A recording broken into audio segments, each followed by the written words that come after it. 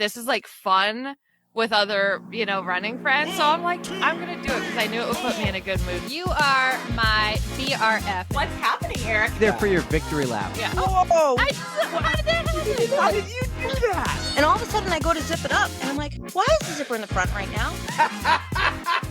0 out of 10 on the recommendation scale. I am literally crying from laughter and from so much love. Oh my God. It's like icing off for your cornhole. And he just smashed Arnie like that and said, you stay out of this, Arnie. And But I don't run to stay sober. I get to run because I am. And there she was, a halo over her head. No, it's not very true. Okay. And he steps to the side and just gestures. Here's the tinkle pot. I don't need to tinkle. 1, 2, 3, 4.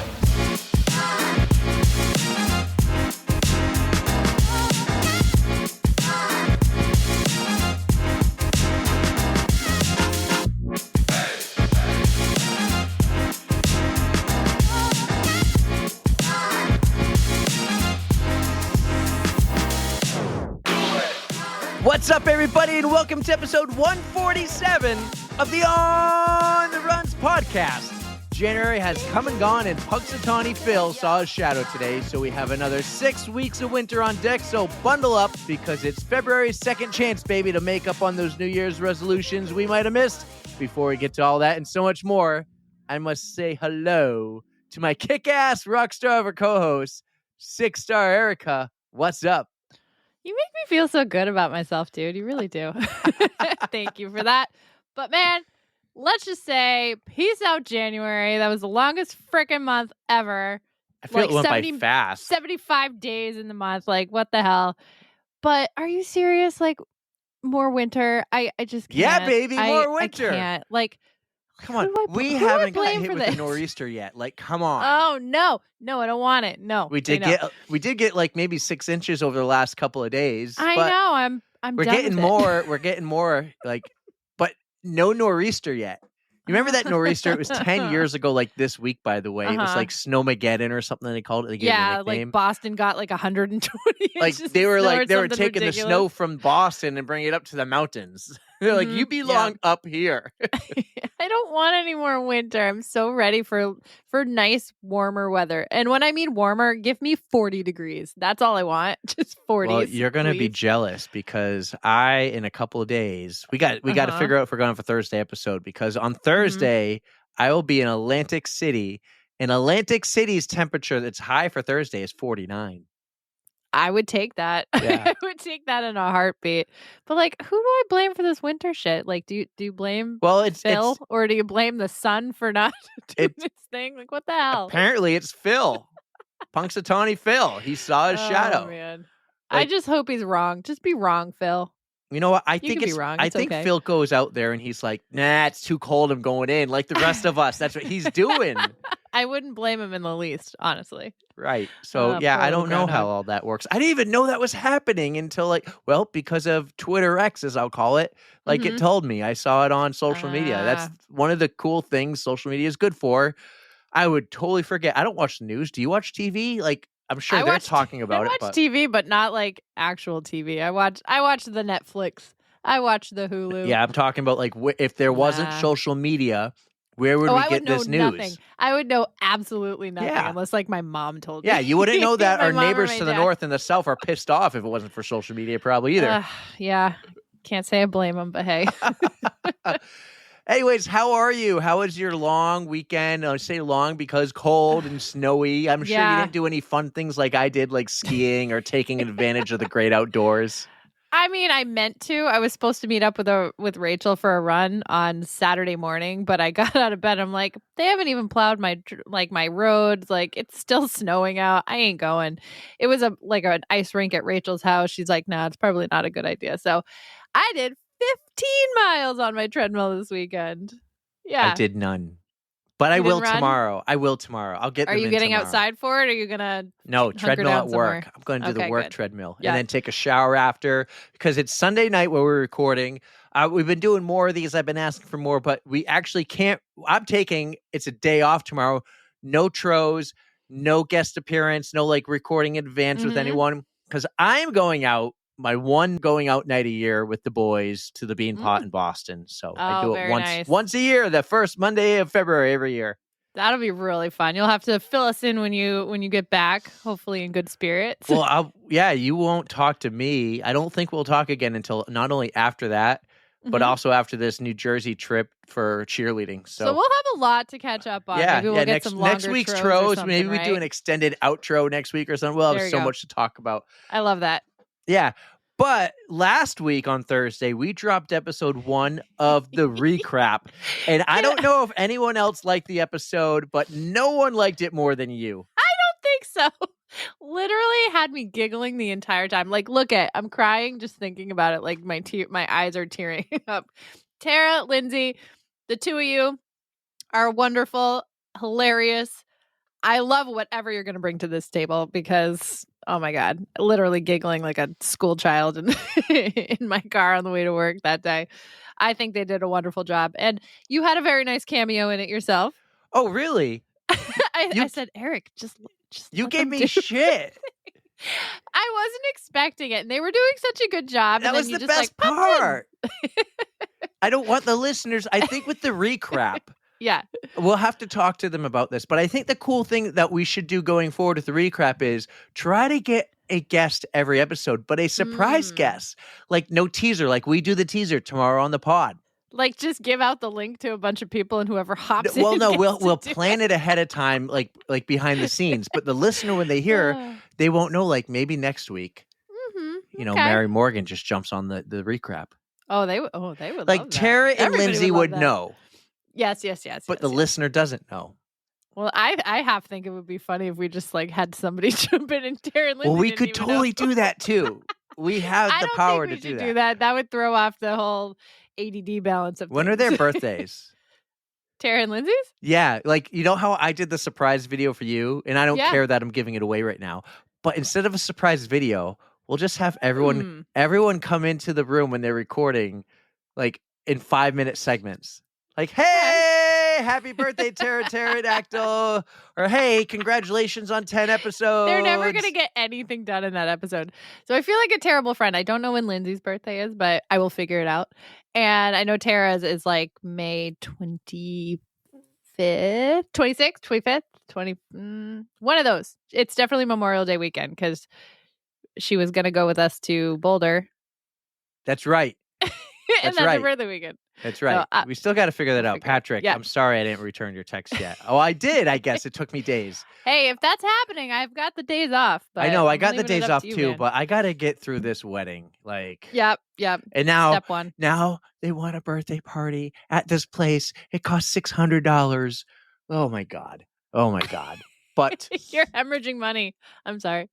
Well, yeah. Well, also the other thing is today's episode's pretty cool. We got a really cool guest, but I'm saving money for something pod-wise, or I'm saving our Patreon money for something that we might do in the future. So if you want to help us with that, not only can you follow us and subscribe to our YouTube channel now that we have over 100 YouTube subscribers, but we also have a awesome Patreon page. And I say awesome because we finally posted a video on there, the first one of 2025, posted our jibber jabber last week, and you can support the pod $4 or $9, become a friend or a lover of the pod. Erica is neither. She's a freebie. She's a free rider. She's a freeloader. So she doesn't get to see the jibber jabber that we recorded, but that was the one. Let's talk about it. It was funny. I was downstairs. You were upstairs. We did it just before we had on today's guest, and you came downstairs to get like a close-up shot of my eye. Yep. I was like, hang on. Going downstairs. That was really I'll funny. clip that because it was really when you turn around, when you get out of your chair and you open the door behind you, it's like all white. You can't see into the hallway, so you're like walking into the light. Oh, that's funny. Like, don't follow the light, Erica. Don't follow the light. I have a window in the stairway, so that's what it is. It's weird recording these, or some of the interviews will have occasionally morning ones, and I'm like, oh, it's so bright out. I'm used to it being pitch dark outside, 9:00 at night, something like that. So I like the daytime ones. Yeah, me too. And guess what? Yeah. We got one next week. Yes, we do. We do. I'm excited. That will be fun because we're going to do that the same way in person at your place after I drop the kids off at school. Are you down for that? Sure. Come on over. Are you also down for today's guest? But of course I am. Any of you who've liked some of our past guests from across the pond, like the Susie Chan or the Mike Seaman, the Bex Gentry ×2 now on the pod, you're going to love this one because he's got one of those voices you love so much. Pterodactyl, I'm talking to you. We have David Barclay. And David Barclay, if you've never heard of his name, that's fine. Most of you probably haven't, but he is the event manager for the Boston Run Show. The Boston Run Show that we are partners with this year and hopefully for years going forward. He was so cool to talk to. He really was. I was so happy to have him on the show. It's kind of cool to get another behind the scenes look at the Boston Run Show. And not only that, David's just a really chill guy. He's got his own running thing going on, but just hearing the ideas that go into the Boston Run Show was just fascinating. Yeah, it really was. It was cool. We got it last year from Mike Seaman, and we got another angle this time. You guys are going to enjoy this, especially if you're going to the run show or if you just want to know how all these things and expos and everything work out. So enjoy David Barclay on the On the Runs podcast, and we will see you on the other side.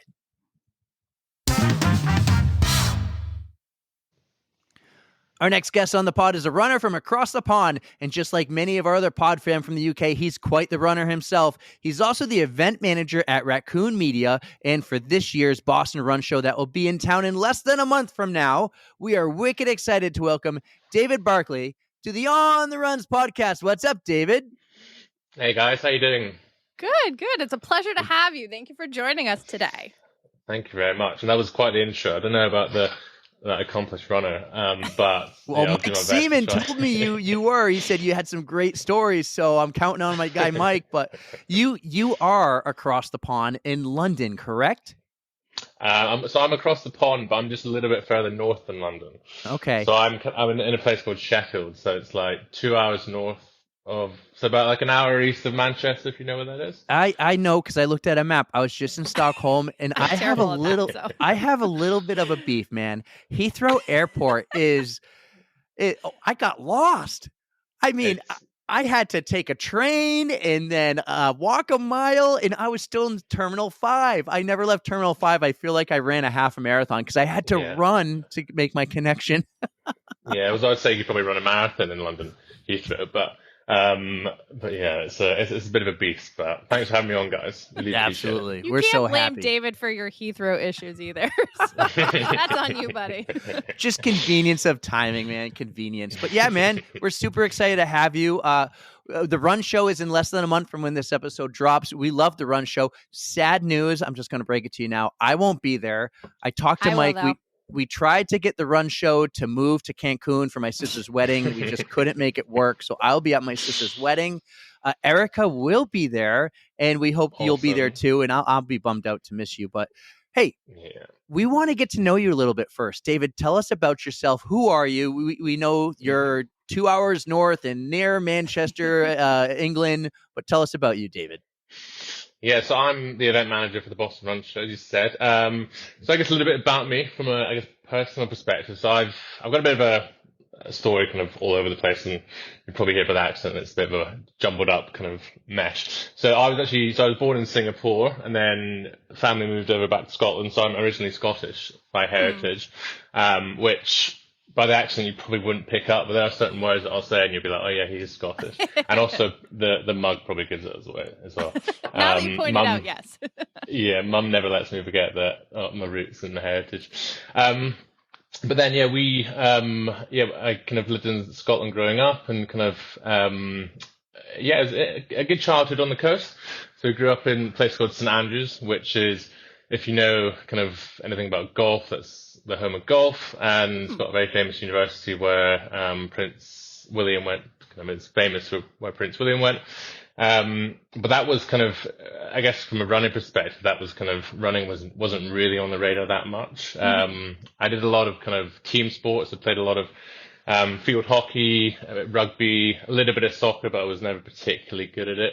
And then running was always a bit kind of a cross country style activity, which wasn't really my cup of tea, because it was always focused on like the times and kind of how obviously the top students were always kind of scoring these kind of ridiculous times, and when you're not really kind of getting to those levels, you can kind of fall out of love with it. You don't really fall in love with it, right?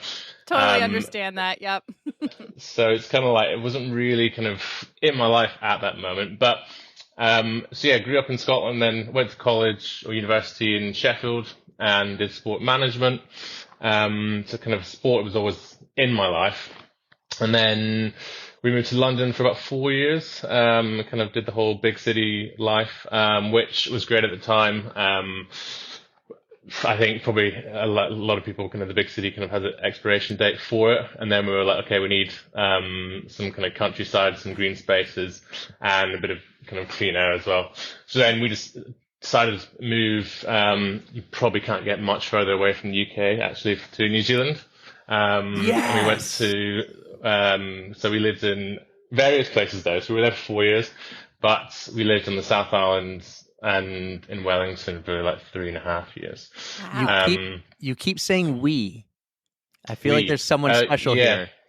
Yeah, so my partner Emma. So she's I mean, we've been together a long time. So that kind of we've had this kind of been on a bit of a journey, which is cool. And then in New Zealand 4 years, and then we decided that New Zealand was just really way too far away, and kind of Gotcha. It takes 24 hours on a plane to get home, and our parents were also like, when are you coming home? Because we've been waiting a really long time, and we got pretty lucky though, because we were there during COVID, and I don't know if you saw, but New Zealand was kind of New Zealand pretty did it much right. normal life. Yeah. I mean, it's the benefits of being like the bottom of the world, right? And then because no one really transits through there, so That's true. So we had a good time in New Zealand, and then came back just under 3 years ago, and living in north of England now. So yeah, it's kind of a bit of a Wow, overview, I all guess. over, world traveler. That's awesome. So Erica probably doesn't know this, but Erica and I met in college. We went to college together. Erica, I was about 30 grand short from doing a semester in New Zealand. Wait, you needed 30 grand? It was expensive, but I was like, did all the research and everything all the way up until about the application because of the money. Oh, bummer, dude. Yeah. I want to go. And I think, I would, 6 months in New Zealand would have been amazing. You got to do some years. Real quick question. You seem to be heavy into sports. You played sports. You went to college for sports management. We've had a couple people from the UK on. Bex Gentry, one of them that comes to mind, was thinking, now that she lives here in the States, sports is huge here in the States. Instead of saying, oh, I went to Harvard for, law, people will say, oh, I played D1 at Harvard. Where she goes, people in England and the UK will say, oh, I went to this school and studied this. Even maybe they played water polo or something over there, but they don't say I played D1 water polo at Manchester. I went and studied, science something. So did you have the same experience, or being so into sports and going into sports management, was that always your jam? I mean, that is, you kind of hit the nail on the head, I think. So it's quite interesting though, because one of my best mates from growing up back home, he got a golf scholarship to Northwestern. So he was very much like, I was very aware of kind of the difference between kind of US collegiate sport and the UK kind of equivalent. Just because I think a lot of it's kind of money as well. There's so much money within the collegiate system, whereas kind of within the UK uni system, there isn't kind of that, I guess, emphasis. You do get kind of top universities, like there's a university called Loughborough, and that's kind of like the sporting university, which is probably kind of on par with some of the American collegiate systems, because they get a lot of like the future Olympians kind of coming through there. But from a I guess college standpoint, it's very much you're at university to do your degree, and then kind of the sport is kind of on the side almost. But yeah, I knew kind of sport was always kind of a big part of my life, because it was, and it still is, kind of what I enjoy the most. And I thought, well, if I can do a degree that kind of marries up a little bit of a, I guess, business element to it, then it will give me the best opportunity to kind of go into a role post university and college within the sports sphere, I guess. I do think that's super interesting how there is that difference between the U.S. schools and like English schools, because it shouldn't all be about sports. Like, yes, sports are important and they're great, but like you have to be able to have a career unless sports are going to be your career. So you get all the differences, but I think it's super cool to have that. Did you happen to be? I saw a social media post. Raccoon Media was here for the Ski and Snowboard Expo. Were you at the Celtics game? I was, yeah. You saw that. You checked that out. Saw that. That was the first ever basketball. I keep calling it match, but when we were in Boston, I was like, we're going to the Celtics match, and they were like, no, it's the Celtics game. They were like, you need to get the lingo up before you actually go to the match. So each time they say match, I'm like, oh no, shit, it's game. But that was pretty special. I think it's such a different environment to UK sports as well. Just kind of like how close you are to the court, and the atmosphere is just so good. So it was quite an experience, because I think it was an overtime game, and the Celtics won. So it was a good day out for the team. You definitely picked a good one. Yeah, the Celtics are crushing it this year. Yeah, unlike my Bruins. But when you're here in a couple of weeks, if the Bruins are in town, go check out the game. They play in the same arena. I like to say the Celtics play in the Boston Bruins arena. That's what I like to say. The TD Garden. They go to the Garden. So, David, I love how you had the whole sports background growing up. I know running wasn't necessarily like top of your list, but we need to know how you got started with your running journey. Are you really into the long distance races, or do you like the shorter things? What got it started, and what's your favorite? Yeah, it's a good question. So I think probably when we were living in London as well, we'd always like dip in and out of running. So I'd go for like a 5K run or a 6K run. But you have some beautiful places to run around there too. You got the river right there, like all the landmarks. Yeah. It must be really nice to just be like, I'm gonna go run just up and down the river for a little while. I think that would be nice.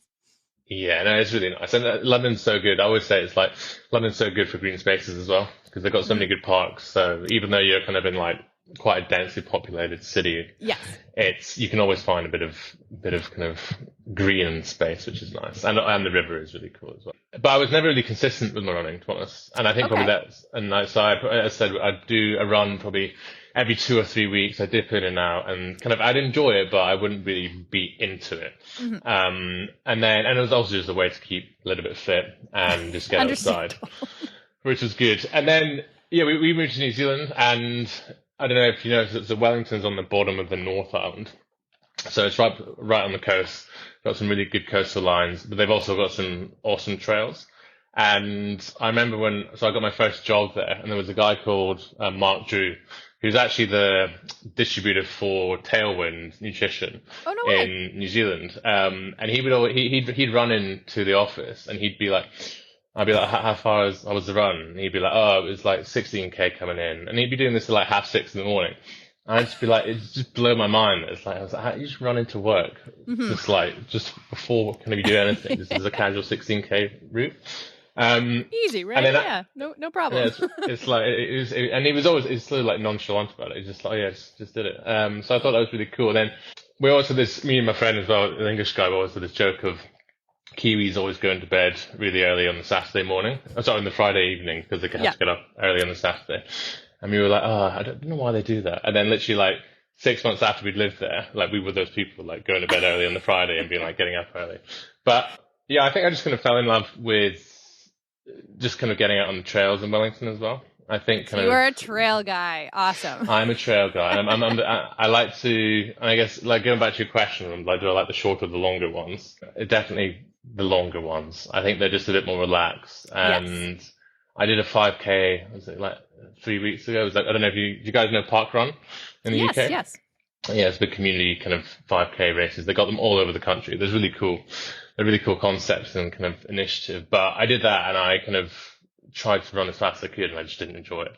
And because you just feel really tired, and it's like, and so I just kind of, the long ones are good for me. But yeah, I guess kind of the first race I did in Wellington, it was so I kind of it was kind of, the race was start of March, which is kind of in New Zealand summertime. Okay. So I signed up for the race in kind of, must have been like December time. And it was a 21K along the coast, and then kind of you go over the trails and kind of loop back into Wellington. And so I've been training pretty well for it, and it's been going well. And then it was on the Wednesday, there was like a weather warning that was coming in for the Saturday of the race. So this looks a bit ominous. And then kind of it gets closer and closer, and obviously kind of like there's more rain and the wind's worse and stuff. And literally the day before we were picking up our bid, it was like torrential rain, kind of like 40-mile-an-hour winds. And got to the morning of, got to the start kind of line, and there's this little kind of river that we kind of, it's not even a river, I call it a stream, that if you walk on it a normal day right beside the beach, it's probably like, I don't know, it'd probably go up like an inch to your trainer. And so we set off on the start line, kind of go through this little stream, which is now turned into a river. Oh no. And the river is kind of going up to your kind of shin, which was fine. Kind of, we managed to get through. And basically, you run along the beach for like, or the coastline for like 6K, and then you turn back. And then by the time we got back, the water was actually up to like our hips, and they were having to kind of like get the volunteers to kind of like help people along because the water had gone up so quickly. And I think it was one of those moments where the weather was just completely insane, and we were like, at that time, we were like, what are we doing? But I think kind of you finish that, and then it was just kind of this kind of sense of, I don't know, it kind of really showed the trail community and everyone kind of coming together and being there for the race. And obviously you have the race organizers who do such a good job on putting the race on in the first place. But then with all the weather kind of coming in, the fact that they managed to do that and kind of pull it off. And then also all the volunteers. I mean, these volunteers were kind of like standing there for like 3 hours, kind of helping people. And like, it was pretty cold and the weather was crazy. So I think that was kind of where I got kind of, I guess, hooked on trail running, just because I love the fact that, as I said, the community, but I also love the fact that it doesn't matter how fast you run. It's like you can walk up the hill. I love the fact that you can walk up the hills. It's not the you greatest. Can have like, it's like there's no pressure. And like we stopped, and me and a few friends and my girlfriend did a run in September time, just in our national park next to us. And we got to this aid station. There was kind of a few Scottish people who'd come down from Glasgow, which is like a 6-hour drive. And they literally just came down because the race director of the run we did was like, oh, I need volunteers. Can anyone do it? Wow. So they drove all that way. And then we had like a 20-minute conversation about where they were from in Scotland. And obviously have the Scottish connection. And I think just kind of having that, kind of community and kind of engagement and just togetherness as well. Everyone just kind of loves the outdoors, and they're there for kind of a common passion, which is pretty cool. That's another thing we love. We love the stories, but we also love the running community and everything that it brings to the table. It's just such a sense of community. It's wonderful. And the fact 6-hour drive for these volunteers, like, you really don't see that very often. That's dedication. So they must have been some wonderful people to take that trip all the way down. And so you talked to them for 20 minutes during this race at that aid station? Yeah, well, we call it a race, but we just kind of say it a run, because at that time we had a coffee, and we had like some kind of biscuits and a banana. So it was very much that. Well, I don't know if it was like a avoidance thing. It's like if we stay here longer, then we don't have to go out. You had a good excuse, though. I mean, you're making friends, you're making good conversation, getting to know people. Food, also food. Most importantly, food. Totally condone that, yes. Erica always likes to say she runs the ultras for the snacks. Honestly, yeah. 100%. Where else are you going to get to eat like a quesadilla while you're like power hiking? Let's call it that. So, David, instead of saying what are some of your favorite races you've ever gone to or been a part of, what are some of your favorite runs you've ever been a part of? Oh, so I'm going to go flip on. So I guess just if it's a run that I've just done. So I went to New York for the Marathon Expo back in October. And I got off the plane, and obviously a bit like kind of jet lagged, and kind of the body just felt a bit stiff. And I ran along kind of just along the Hudson. Wait, Mike doesn't put you in first class? Not yet. No, we're pushing for that. But if you could put a good word in for us, then we'll do that our would best. Definitely help. First class, please. So that was really cool. I was also just, I guess, being like a tourist in New York and kind of just seeing all these kind of sights. I guess from a city perspective, that was kind of the coolest that I've done. But I think from a kind of race perspective, I think that the one in Wellington that I was talking about was really cool just because I think the weather just kind of really made it. That just shows you how badass people can be. If you're like, yeah, let's still do this. It is crazy weather. We're crossing a river. Like, let's go. 100%. So, and then we did a really cool one so I did a race called Dig Deep, which is in the Peak District National Park, just kind of like 20 minutes from where we live. And there's 5 of us, so 3 of our mates and my girlfriend and myself.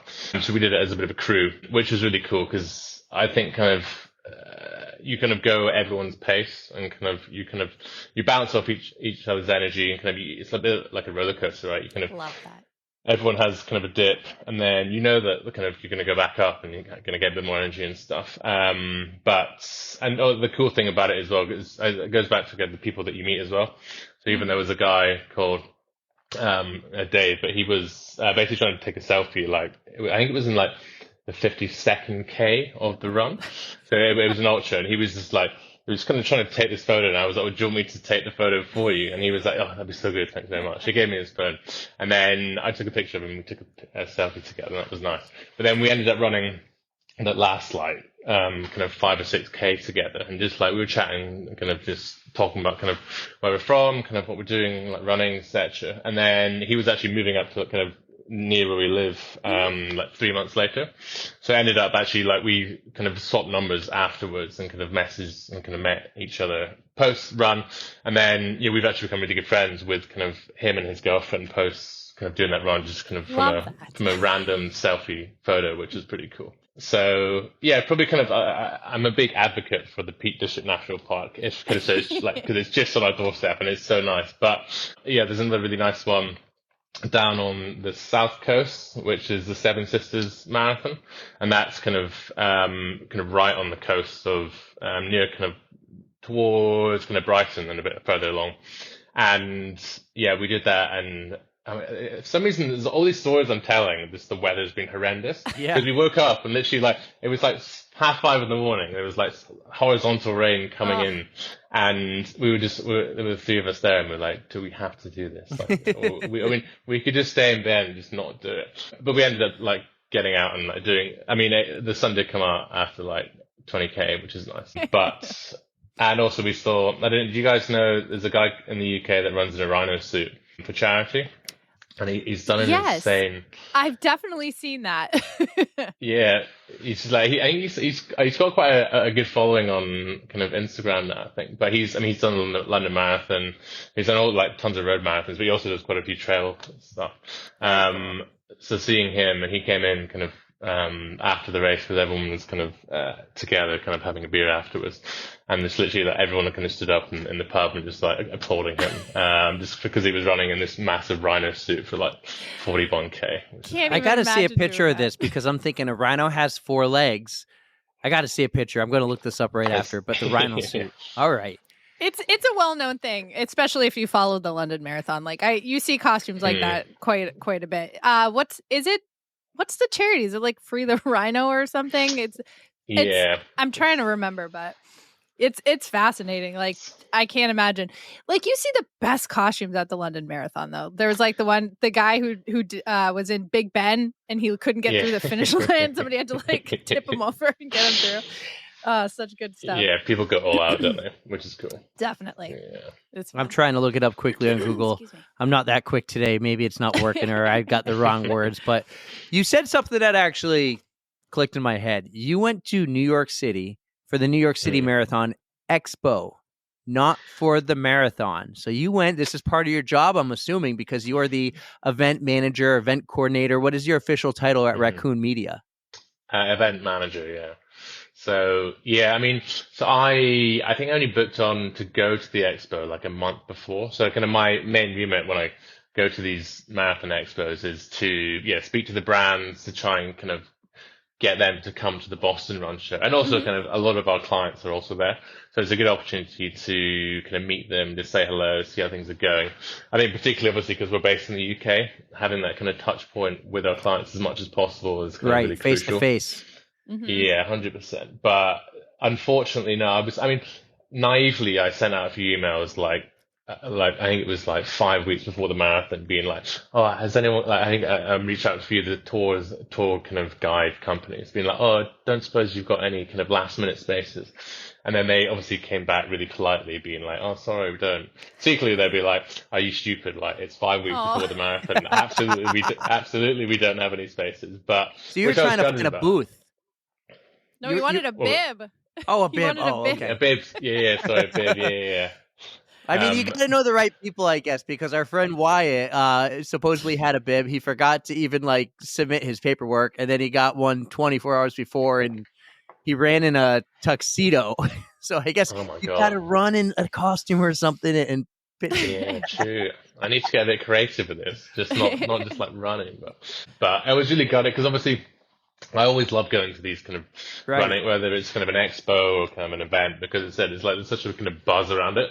And I think, like, particularly, I guess, New York, and I guess it's similar to Boston and London, there's just such an energy about the city. And I was obviously, you just get caught up in it as well. So it's like when you you go to it and you kind of experience it. Yeah, so one day maybe, hopefully, but we'll see. But you went there to the expo to look around and get ideas, talk to brands, get them to the Boston Run Show. And I think that's a good time to transition here. Right now, I'll do my pitch here as I got every episode this month. The Boston Run Show is back March 1st and 2nd, 2025 at a new venue, the Boston Convention and Exhibition Center in the Seaport area. And tickets are available now for you to book. Don't miss out on over 100 brands that David went and found at expos and everywhere else. And use the code on the runs to get your free tickets. And we love it when you do that, because when you do that, people like David and Chloe and Mike and the whole Raccoon Media team see that and they know that this is working. So David, let's talk about the Boston Run Show. And one thing I always like to ask too, when we have race directors on more so, but let's imagine this like you're putting on an event just like a race. How early do you start planning for this year's Boston Run Show?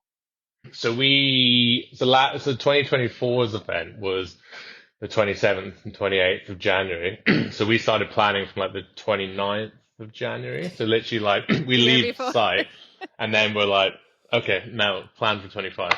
So yeah, it's kind of a full year kind of job, because obviously I guess from my perspective, it's obviously about the brands that we've got coming and kind of who else we can get.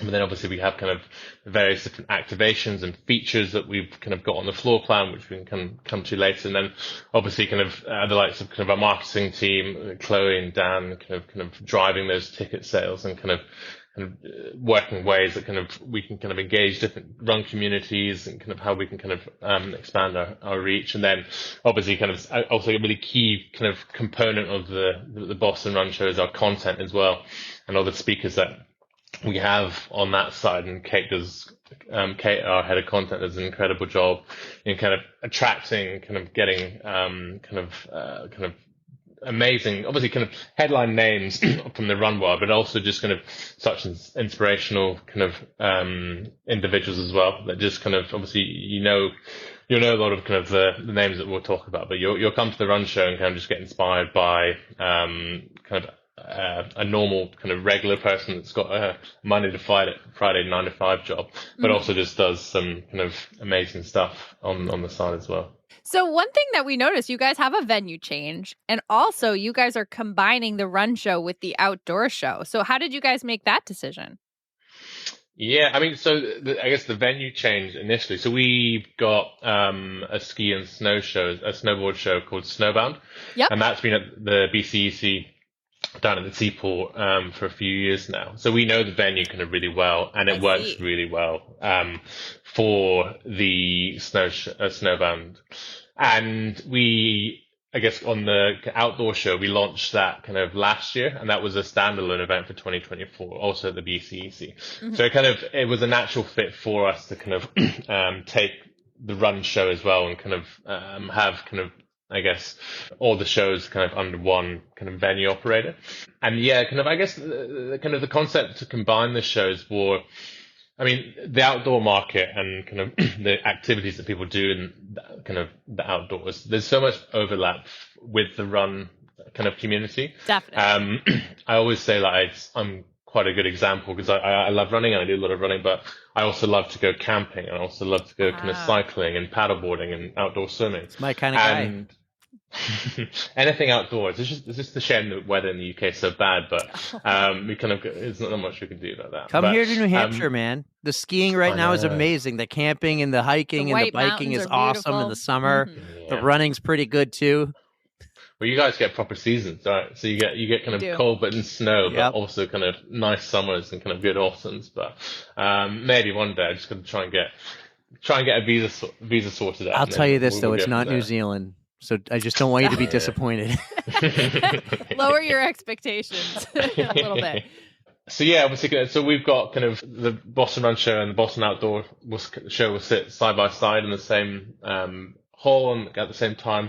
So anyone that buys a ticket for the Boston Run Show will also have access to the outdoor show and vice versa. Cool. So there won't be any separation within the venue. But it just means kind of there'll be a much larger audience and kind of there's going to be so much to see. So you're going to want to go for the whole weekend if you can. Yeah, 100%. Saturday and Sunday. So you're the event manager for just the Boston Run Show or Raccoon Media as a whole? So just the Boston Run Show, yeah. So we've got about 17 events across the UK and the US. And usually per event, there's kind of one event manager for each show.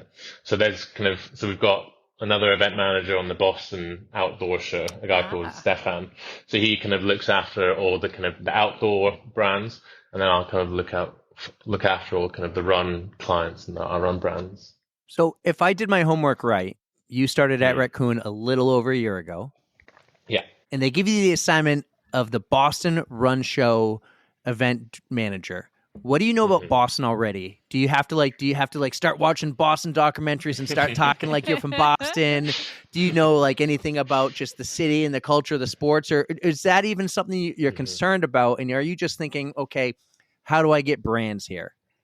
Yeah, good question. I guess to be truthful, I didn't know a huge amount about Boston. I think probably the main bits, obviously, Good Will Hunting, obviously kind of I've seen that film. And then obviously kind of the college kind of colleges within the city is massive. And then obviously I knew it was a huge sports city. Obviously kind of you got all kind of huge franchises in the city. And then obviously having the Boston Marathon being like arguably the biggest marathon. I don't want to say that, obviously kind of betray London, but arguably like the biggest marathon in the world. But I guess, and also because my background is a lot in like sponsorships and partnerships.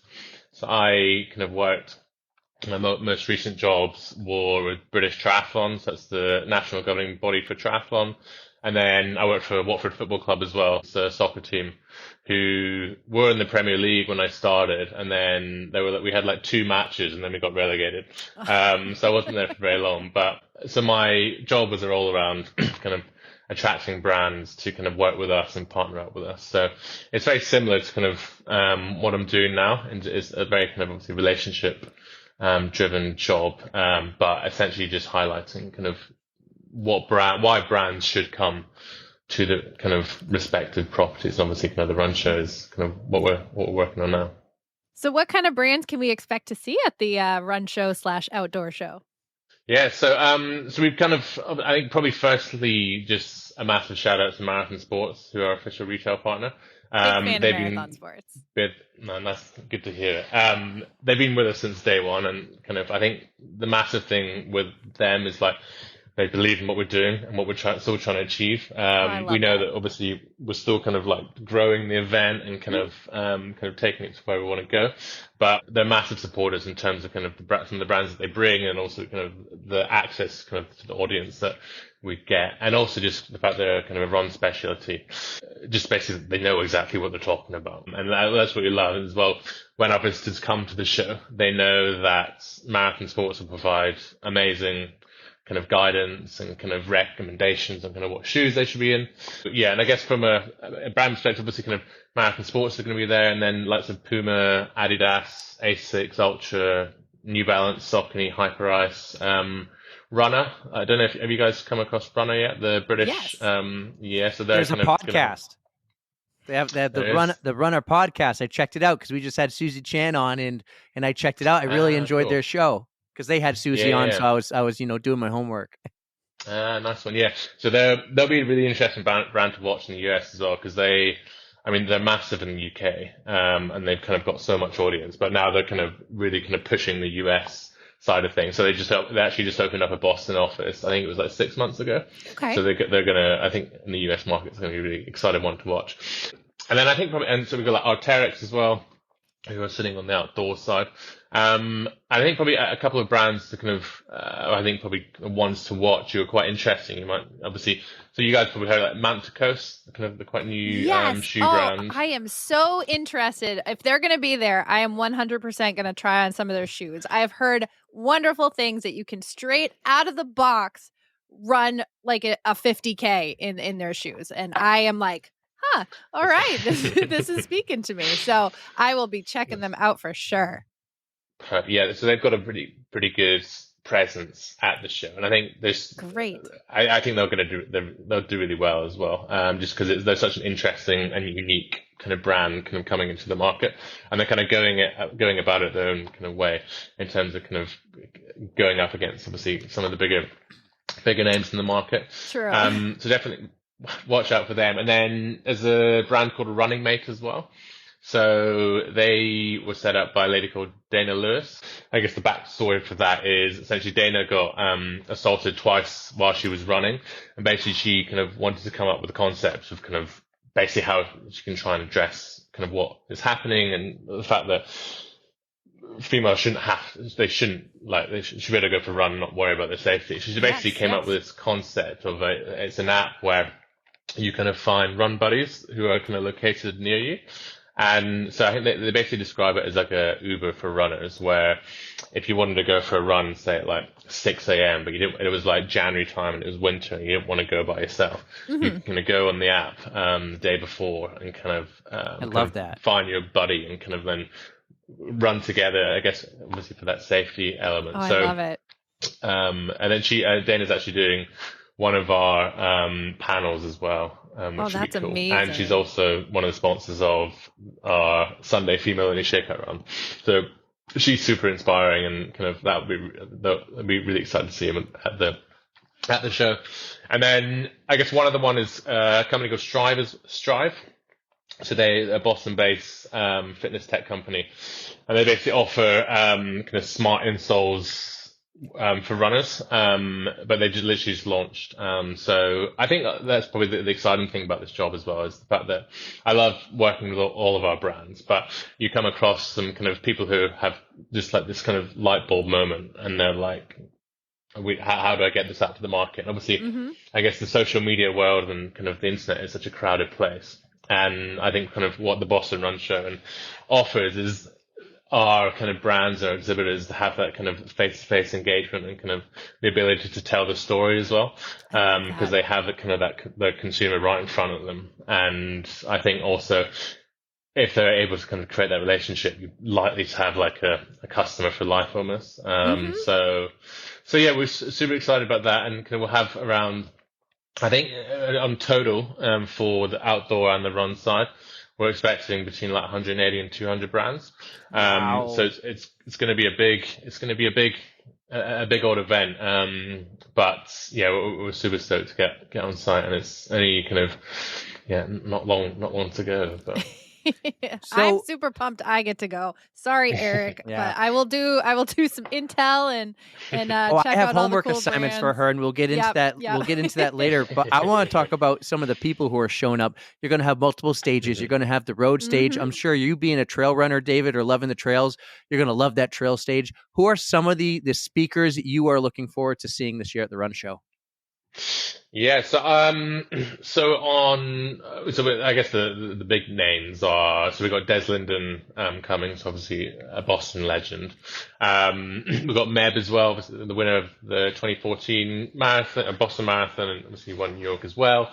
I think from a trail perspective, I'm excited to see Laz Lake as well, the Barclay Marathon director. That man, Um, oh my gosh, I can't wait. So he'll be obviously. I can imagine he'll have some incredibly incredible stories for us. And then we've got a guy called Alex Hermison as well, he's kind of a social media influencer called Herms Runs. Yes. And he's just doing some really cool stuff in the space. And he was actually one of the ones I was really excited about because I followed him before I started this role. And then Kate kind of confirmed it. And I was like, oh, it's so cool because it's all about kind of inclusivity and like running positivity. And I think it's just the world needs more people like Alex and just kind of shining a good light on an incredible sport, an incredible community. So that he'll be really cool as well. You guys did a wonderful job choosing your speakers. I mean, even just your host, one of them is Kelly Roberts, and we just had her on the podcast too. And she just has incredible stories to tell. She's got such a love for running. She's just such a positive person in the running world. So you guys just did a wonderful job choosing everybody who's going to attend. All right, so I want to talk about the brands that are coming who are getting booths. You said about 140 plus throughout the run show and the outdoor show. What do they have to do to get involved? How early do they have to apply? Do they have to tell you their concept that you have to approve, or is there signage you have to approve, or do they just come there like free will and set up and do whatever they want? So it's really kind of a mixture, to be honest.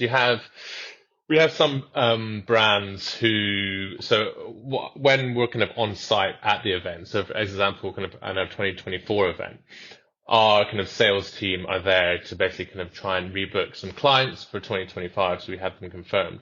So we have some brands who will sign up on site a whole year ahead. And then we have some clients who will sign up kind of 4 days out from the event, and just kind of will come because I don't know, scheduling's changed and they're like, oh, we can actually come now, which kind of works. So kind of from a time perspective, it kind of does really vary. And then I guess from a size space and kind of what they're actually going to do on the booth, that is very dependent on kind of the brand as well. Some people just love to come and they'll bring their table and kind of set up their product and just have branding behind them that they'll bring along. And essentially their goal is just to speak to as many people as possible, show people the product or the service or the race, whatever it might be. And that will kind of be their kind of, I guess, status quo in terms of they'll do quite a number of different expos, particularly kind of marathon expos, and they'll know exactly what they're doing. I guess kind of the bigger activations require a little bit more kind of planning and kind of time. So we've got Red Bull Wings for Life. They're actually going to do an activation on their stand, which is essentially kind of, they're going to have treadmills on their stand and they're going to set the treadmills to the leading kind of Boston Marathon runner's pace. So yes.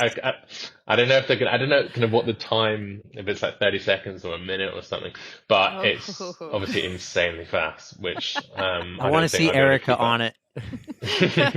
I might need the cold plunge after. You guys had a cold plunge last year, so I might need to bring my baby. Perfect. Yeah, it's in the treadmill and then straight into the ice bath. Yeah. You should just put the cold plunge directly behind the treadmill because she's going to fall right into the cold plunge. Just easily catch her afterwards. Yeah, I might need it. I mean, that's a soft landing compared to completely falling off the treadmill. Yeah, absolutely. So I guess those kind of bigger activations take a bit more planning kind of time. So yeah, those kind of the conversations start pretty early as well. But yeah, it's very kind of dependent on the brand. We always say, try and get the brands to kind of think kind of how they're going to show up and how they're going to present to the audience, because they'll obviously kind of the ability to engage for the brands is paramount. And if they can kind of create something quite kind of engaging, kind of quite creative, then it will attract more people onto the booth. But it can be something quite simple as well. We'll always find, so our Snowbound event a few months back, someone just had a very simple kind of spinning wheel, which kind of provide kind of, if you landed on kind of free product or kind of a discount code, then that kind of worked. And they had probably like a queue of like 20 people at all times. Wow. It was actually a brand called Shield Health and Fitness, who they do kind of running tape and stuff. Who they're mass based, and they source all the products locally as well. And they'll be at the run show in March. So I think it kind of depends, but it's just kind of trying to create these little kind of engaging features and activations can really help to drive people to their booths. I'm planning on visiting everything I can possibly visit. I'm going to sit at the stage for as long as I can. I'm going to just mingle, meet people, try on shoes. I'm looking I got to at get you business cards. I got to get her business cards. That will be my homework for before. I'm bummed. I'm bummed I'll miss it because when I went last year, it was just like a recon assignment for me. And I was hoping to have a booth this year for us for the podcast. Has there ever been a podcast booth? Has anyone like in the podcast area set up a booth at any of your shows, the Snowbound one, outdoor? Have they ever done anything fun and interactive like that? Yeah, I think we had it at Snowbound before. Someone coming in and kind of doing interviews on their booth. So but I think for 2026, we definitely have to get you guys nailed down for a booth. Yeah, I would love that. Yeah, Erica, I can sign you up actually in March time, so we can kind of get you got it. get you a spot already. So yeah, we'll get that early bird. We'll get that early bird. Make sure your brother's not getting married next year. Yeah. I got to call the family and just say block off. So wait, do we know the dates for 2026 already? Not yet. No, that within the next few weeks we'll have them locked down. But that will be kind of you guys will be the first to know. Thank you. we need all the extra time we can get for his schedule at the very least. I'm flexible. So another question I have, David, I could ask you so many questions, and I appreciate all your time today. But you have about 17 event managers underneath the umbrella of Raccoon Media. How well and tightly do you guys all work together for all your shows? Because not every show's running. You do have the big national running show in the UK, but you have all of these other running shows. How tightly do you guys work together as a team?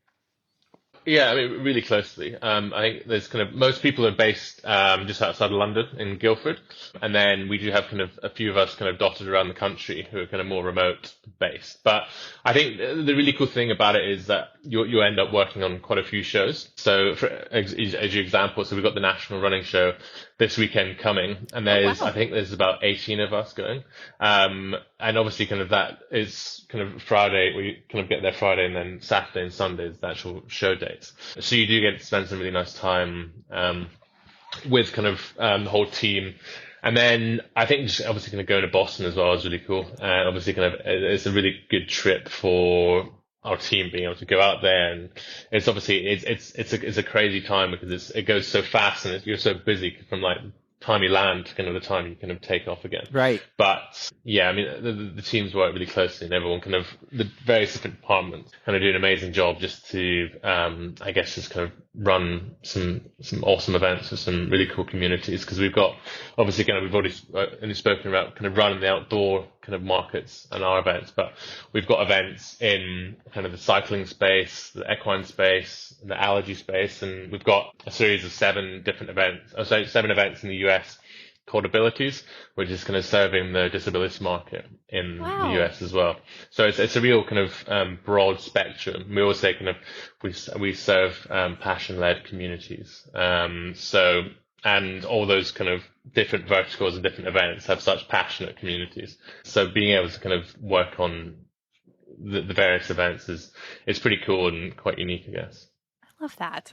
I think that you definitely have found a passionate community with the running community. That is for sure. Because I mean, if the people who are going to attend the show are anything like me, I'm already looking forward to it. I'm going to start making a list of all the must-see booths, all the must-listen-to speakers. I just can't wait to get there and check everything out. You guys always do a wonderful job.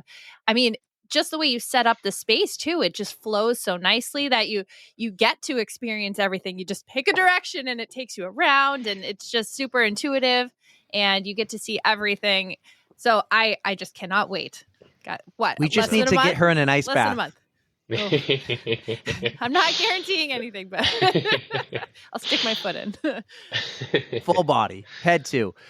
David, this is awesome. You're not off the hook yet, though. We have 2 big final questions, and then maybe a follow-up, as it usually turns out that we do. But I'm going to go first. So I like to pick a question I ask every guest every year. It's the same question. I change it up every year. My question this year is, we have something we call the PodFam. So every guest who comes on is a member of our PodFam. So David, welcome to the PodFam. You and Mike are both here, part of the fam.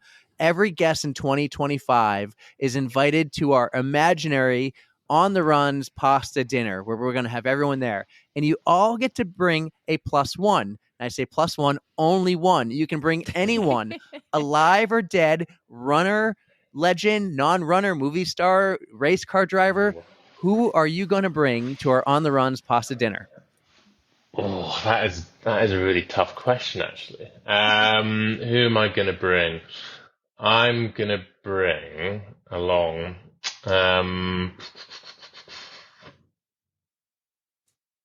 I don't know. This is challenging, actually. See, he picked the hard question this time. Usually it's my question, but his is pretty difficult. The possibilities are limitless. It's like anyone, right? Anyone. I'd probably go for a UK-based kind of well-known person, which might not. Oh, you might know. There's Alec Ferguson. So there's ex-Manchester United. Actually, can I do a running one and a non-running one? Sure. Or is it only one? Sure. I want to hear it. I want to hear it. I'm bending the rules. I'm bending the rules a bit, aren't I? See, he does what he wants. We'll see. Yeah, and if maybe I'll allow both, and we'll get a booth. We'll see. Go for it. I want to hear it, even if I only allow one after. So I choose from a non-running perspective. It'd be Alec Ferguson, he's the ex-Manchester United manager, but he's also the ex-Aberdeen manager. That's obviously from east coast of Scotland, and my dad grew up in Aberdeenshire supporting Aberdeen, and that's where Alec Ferguson made his career. But I think just having that Scottish tie, and I guess from a sporting world, he's a legend. Now, a manager in the sport of football is the coach. Yeah. Okay. So the coach. Yeah. So I think also having the Aberdeen, because everyone knows him from Manchester United, but no one really knows him. He used to be the Aberdeen coach. So that's kind of a little one, I guess. But I guess from a running perspective, I would go for. I think I'd go for Mo Farah. The Olympic, Sir Mo. The British Sir Mo, the Olympic legend, I guess. There's numerous gold medals, but I think just firstly what he's achieved, I guess his life is just incredibly inspiring, and he's just such a fun. He just seems like such a fun guy, and we've had him he's actually coming to the National Running Show this weekend, so maybe I actually will have dinner with him. Who knows? But I hope so. That would be he'll awesome. be like, "Hey, I'm going to this dinner. It's in New Hampshire. You need to come with me. We're flying economy. Mike won't pay for the first class yet, but it's going to be great." Yeah, it'd be fun. So I guess from running perspective, it'd be Mo, just because he's just such an infectious personality as well, and he's doing so much kind of great stuff for the running community, even post retirement, which is cool. Excellent choices. I'm going to let him have 2 because I don't care about rules. Eric gets mad at me. So my question has to deal with running and music. We have a Spotify playlist, and we like to invite our guests to add a song to it. So I'm not sure if you like to listen to music or if you like to absorb the sounds of nature when you run, especially out on the trails. But if you were to add a song to our playlist, what would it be? One song. Good question. We had somebody add 3 songs. He's like, "You can't do that." And I'm like, "It's my playlist. I do what I want." Our guest Kelly Roberts, who is actually your speaker at the Run Show, she picked 3 people for my pasta dinner, and I was too scared to say, "Kelly, no, only one." See, people do what they want. So we don't do a good job with our own rules, but yeah. Good question. I would go for another as a British band called Basement Jaxx. Ooh. And there's a song called Never Say Never, which I think came out in 2014 or 2015. But it's just one of those songs where if you are feeling like the run's quite hard and it's maybe it's cold outside or it's dark, it kind of just picks your spirits up again. It kind of has a bit of bit of fast kind of music, which is quite nice. That and is it's just a really good exactly song what as well. we're looking for. Perfect. Do they do that song? Is it Where's Your Head At? Is that the Yeah, do they do okay, that's so the I do one. I do Yeah, know the band. I will have to check out that song. Oh, it's a great song. Excellent Good choice. question. Well, David, this Thank was you. awesome. Before I give you a chance to pitch one more time the Run Show, I want to know future plans for the Run Show outside of the National Run Show in the UK and the Boston Run Show. Are we going to be going to Chicago, Los Angeles, Texas, Florida, other countries? Are there future plans in the work? I think I say Chicago and LA because I feel like those were in the works until COVID got in the way. Yeah, so we did one Chicago show, and then the plan was to do an LA show, and then COVID happened, and then that obviously scuppered everything. But yeah, I mean the goal is obviously just to consolidate Boston and get it into a place. Then we'll expand out. Where that will be is a TBC. I think obviously kind of LA, kind of the West Coast makes such sense, but I think the beauty of the run show is that it can be replicated in so many different places because there's so many different run communities and passionate people all over the country, particularly within kind of the cities as well. So the plan is definitely to kind of to roll it out, and when that will be, I'm not sure. That'll be a Mike question, I think. But we're working as fast as we can to try and do that.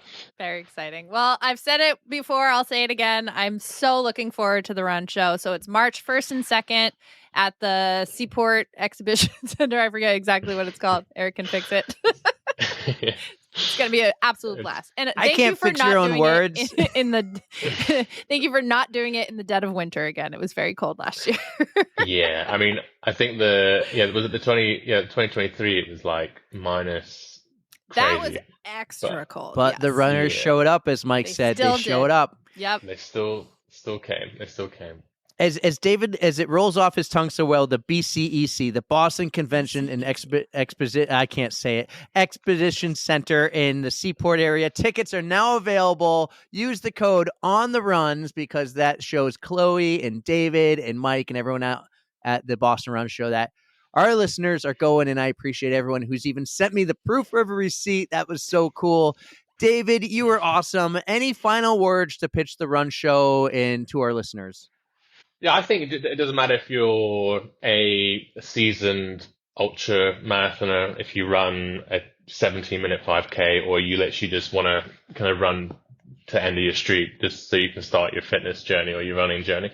I think that's kind of the main kind of messaging of the Run Show is if you take one step, you're a runner no matter how fast or far you run. And I think kind of having that inclusivity and having that event for everyone is such a big part of kind of what we're doing because we are here just to try and kind of help grow the sport and kind of be a part of the sport. Because I think kind of when you bring runners together, there's something special happens. So we're super excited to kind of be there, and I really appreciate you guys taking the time to have me on the podcast. Well, I hope the two of you get to meet.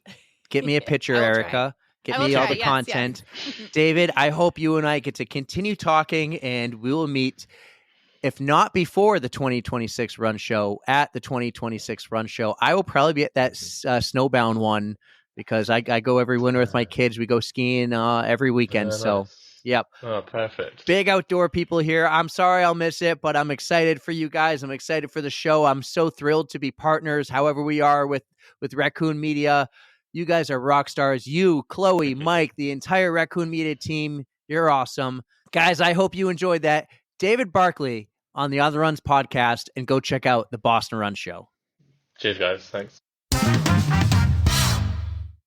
David, thank you so much for coming on the podcast, giving us the inside scoop on the Boston Run Show, and just sharing your own stories. We think you're so awesome, and I really hope I get a chance to meet you at the Run Show on the Saturday, which is Stop rubbing it in.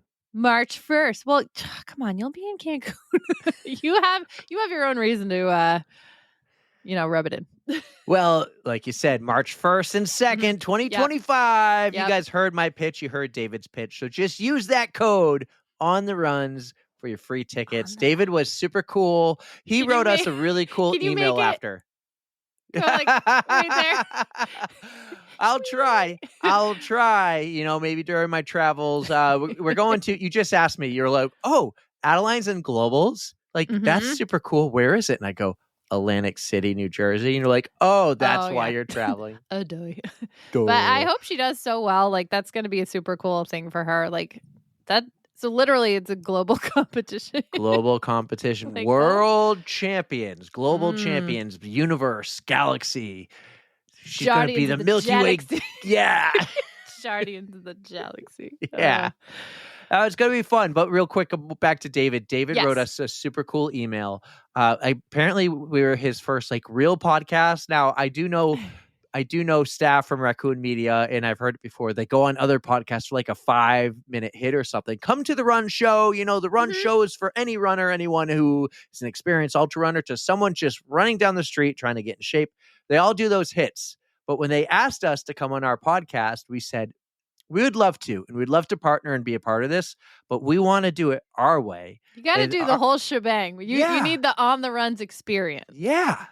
So that was great. And like we could bring them back for 5, 6. Well, no, let's call it at least a 10-minute hit. We can bring them back because we don't want them to just pump the tires. We want to hear, hey, how you doing? How Gotta are make you? it worth the while. Right. You know? So Mike's welcome back. They all are, but and all our guests are for little hits, or they can go on the recrap as we talked about. And one last note I forgot to ask you about the recrap. What did you think of the intro music? I loved it. I absolutely loved it. It is so fitting. It also works with our theme music. Like it's very on par. So if you guys haven't listened yet, please go give it a listen. I think it's great. It is unhinged. It is chaotic. I think that was a word that Jeremy that was in the comments on the YouTube. Yeah. It's very chaotic. fitting. Chaos, maybe. It's very fitting, but it's so enjoyable just listening to the two of them. They have a great rapport together. I just love it. I can't wait for sample number 2. Sample 2. Oh, it's even better because it's number 2. You're gonna be on sample 3, by the way. I got you booked for number 3, not number 2. Things about that. One, the music. Couple fun things about that. The music was fun for me to find a song, and you can like type in little keywords. You're looking for like podcast intro, and it will help find things. I realized with ours, the word hip hop was used. Okay. So I added that word as like a term to find, and then boom, got it. I love how you put in the group chat, like, I found this at 2 a.m. I did. Dude, go to bed. I did. Worth it. Totally worth it. Absolutely. So speaking of the recap too, they were talking about guests that they would love to have back on from our show, and you said that I won't let them take Wyatt. Yeah. You're damn right I won't let them take Wyatt. I need to talk to that kid. He is doing some crazy shit still. He finishes 50 states. We all know that. But right now, he's in the middle of the World Marathon Challenge, not to be confused with the Great World Race, but it's still the 777, which is incredible. So right now, I think he finished his 3rd race out of the 7. Did they already do 3? Yeah. Yeah, he did Antarctica. I don't want to hate. And Perth. I don't want to hate, but there's no live stream, or is there? And I'm just not paying attention. You know what? Actually, I don't think there's a live stream, but I have seen videos from it. And Wyatt is doing a great job taking videos. He is doing a good job. I got to say though, like I think this one's the OG, and I'm not even sure. I shouldn't be stating facts here. But when the Great World Race started, I think a couple times when we had on like Justin to preview it, I called it the World Marathon Challenge. Like that's always what I thought it was called. Okay. And then I'm like, I thought it was called the World Marathon Challenge during the Great World Race, and I realized there was some confusion. So this might be the OG, or at least it was the one I knew of before the Great World Race. I want to say this one, it says on their website it was established in like 2015, so we'll have to see when the Great World Race was started. I mean, don't fact check me yet. I will need to go back and look, but it very well could be the OG. Yeah, could be wrong. But yeah, Becca Peasy, one of our dream guests, is the race director for this one. So we'll have to get her on and talk about it, right? Yes, I'm going to wait until she gets back and get some sleep. I have the emails ready to send. We are going to start working on those Boston episodes. I'm super excited for that. It's coming. Yes. But I said sometimes we could be wrong, right? We could be wrong about facts or whatever. Last year, I'm not a doctor. I was wrong about the Super Bowl. I think our bet was like how much time TV Taylor time there'll be for Swift, Taylor right? Swift, right? Oh, yeah. shit. Well, the Chiefs are back in the Super Bowl versus I don't wanna the play. Birds. Are you going to Birds. watch this year? Honestly, probably not. Me neither. I really have no interest in it. Football is not my sport. I apologize to everybody. I mean, the only reason I might watch some of it is the commercials, but even they haven't been that great lately. Like, come on. And I bought some squares from Patrick, so maybe I'll There you win go. something. I might have. I forget now. If Mm-hmm. I did, I owe him money. But you know what I am going to pay Nice. attention to Yeah, what? is the media day. And let me tell you something really cool. Mhm. Last year in December, the end of the year, non-members only, our friends Michael Motorcycle and Mhm. Aaron Azar put up a poll like, have questions for us? We want to know. Yeah. I did a Q&A. We got to do that soon too. And I wrote, since you're a sports podcast, will you be going to the NFL Super Bowl media day? And they're like, we can't answer that question. Uh-huh. And they're going to media day at the Super Bowl. No shit. Yeah. How cool is that? That is pretty awesome. I love watching Erin's videos that she puts out when she's like sitting behind a desk pretending she knows what's going on in the sports world. Yeah. Because honestly, I have no freaking clue. So I'd rather watch her talk about it than actual sports coverage. That's what I'm going to be paying attention to. The non-members only feed in their Instagram channel at Super Bowl I would rather Media watch Day. that. Yes, that's a better alternative. Yeah, that's much better than the Super Bowl.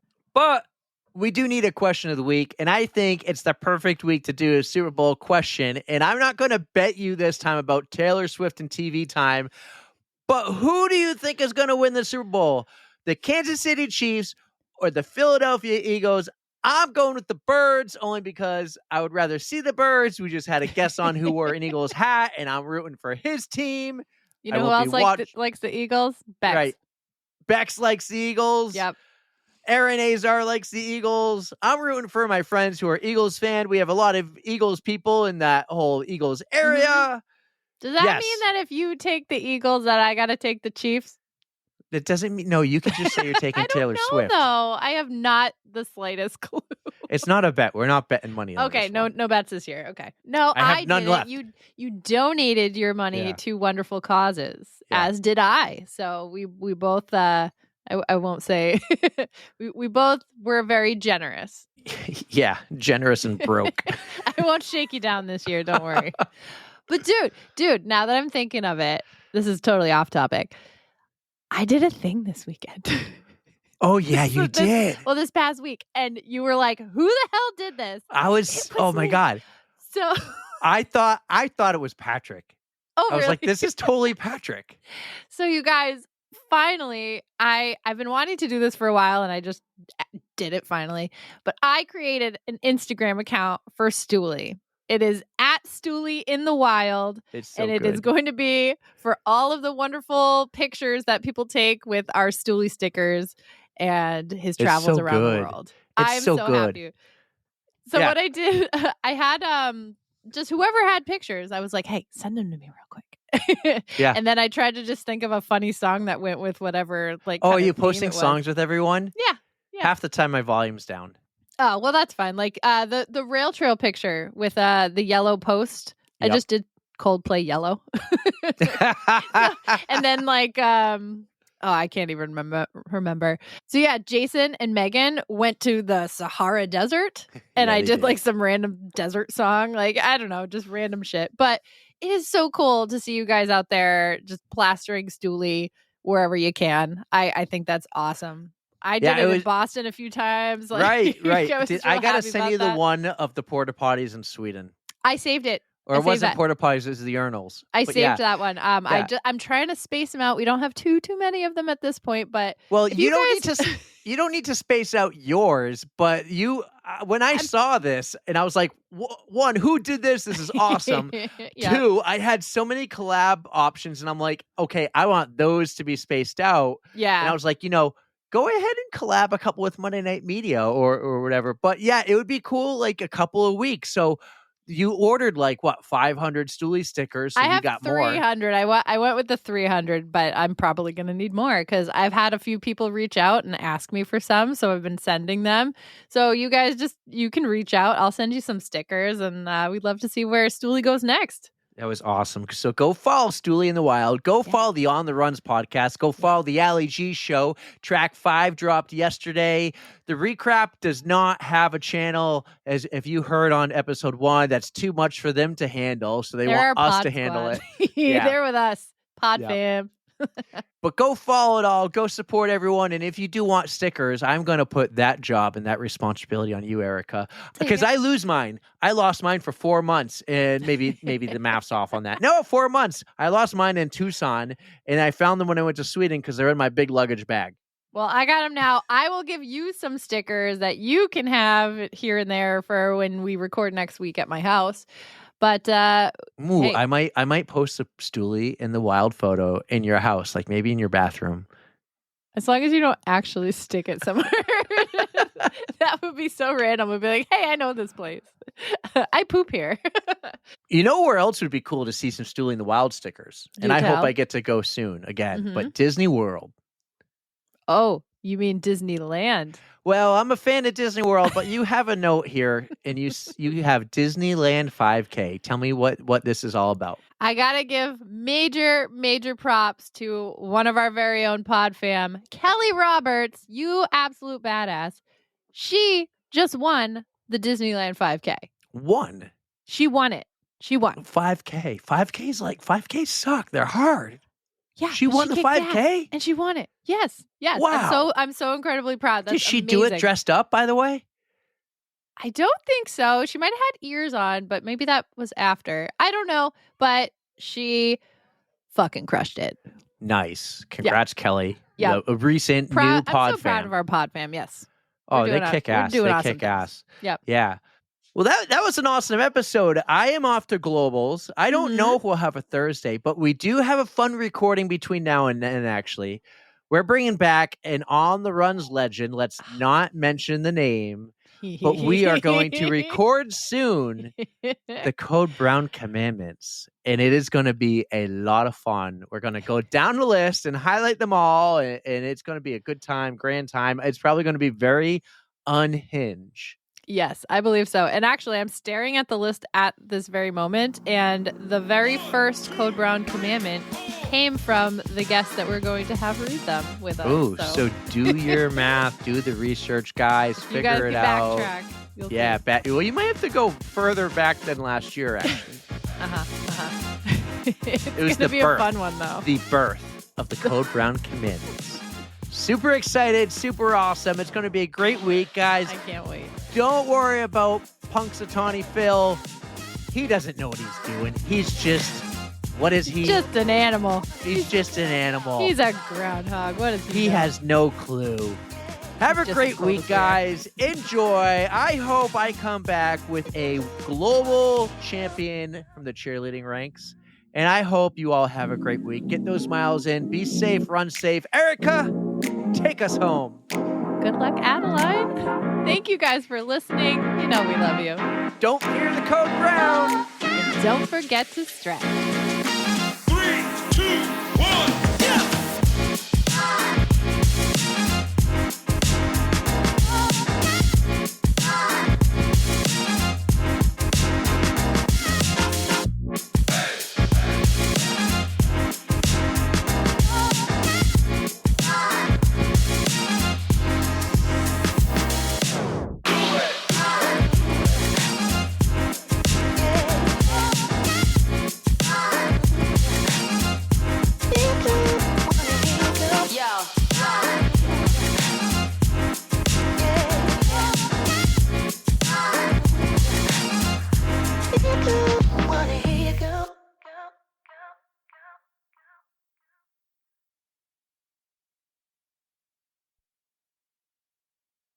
But we cover those things. Stoolie, Kelly, Wyatt, Super Bowl question of the week, off to Globals. I got another massage this weekend. And nah. Did it come with a happy ending? No, she beat me up. Literally, my shoulders, like she was rubbing my shoulders, and they were crunching underneath her fingers. I'm like, oh my god, this Kind of hurts so sounds bad. nice, actually. Well, use it. if she didn't do it for like 5 solid minutes, it would have. Come on in, buddy. Come on in. I got 3 minutes left. Yeah. Yeah. It's not bedtime. It's almost bedtime for me. Hey, Tommy, you want to say hi? Hi. Wait, Tommy. Here. Right here, Tommy. Hi,